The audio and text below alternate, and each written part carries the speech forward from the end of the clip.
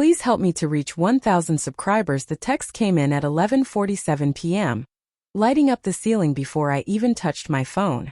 Can't talk right now. Please don't wait up.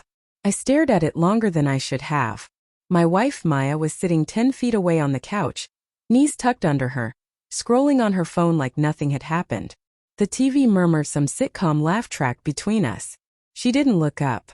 Didn't notice my screen glowing. Didn't care. Something in my chest tightened. Not pain exactly, more like a quiet warning. The kind you ignore because you've been married 7 years and warnings feel dramatic. Unfair. Everything okay? I asked. She nodded without looking at me. Yeah. Just tired. That was how it started. Or maybe that was just the moment I finally paid attention. Over the next few weeks, the distance grew in ways I couldn't quite explain. She stopped asking how my day was. Stopped reaching for my hand in bed. When I kissed her cheek, she stiffened like I'd startled her. Our conversation shrank into logistics, bills, groceries, whose turn it was to walk the dog. I told myself it was stress. Work. Life. Marriage has seasons, right? You don't panic every time winter comes. But then there were the missed calls. The phone turned face down. The way she smiled at messages and then erased that smile before she looked at me. The excuses came too easily. Girls' night ran late. Battery died. I just needed air. Once, I woke up at 2 a.m. and found her sitting on the edge of the bed, texting in the dark. The glow lit half her face. When she noticed me awake, she jumped. You scared me, she said. Who are you texting? She hesitated just a second too long. My sister. I didn't argue. I hated the version of myself that wanted to check her phone, that counted seconds of silence like evidence. I wanted to be better than suspicion. I wanted to trust my wife. The truth has a way of leaking anyway. One Saturday afternoon, I was folding laundry when her laptop chimed. An email preview flashed on the screen. Miss you already. Last night felt too normal to give up. I didn't read more. I didn't need to.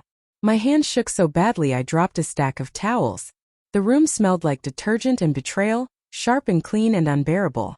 When she came home, I was sitting at the kitchen table. The laptop was closed.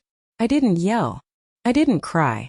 My voice sounded strange to my own ears, too calm. Who is he? Her face drained of color. She sat down slowly like her legs might give out. For a long moment she said nothing. Then she exhaled and rubbed her temples. It's not what you think. I laughed once, short and bitter. That line should be illegal. She looked at me then, really looked, eyes glossy. I didn't plan for this to happen. So it did happen. She nodded. The confession came in fragments. A coworker. Late nights. Talking that turned into touching. Touching that turned into something she called a mistake. And I called by its real name. I don't love him, she said quickly. But I don't know if I'm in love with you anymore. That hurt more than the affair. I asked her why she stayed. Why she smiled at me. Why she let me believe we were still us.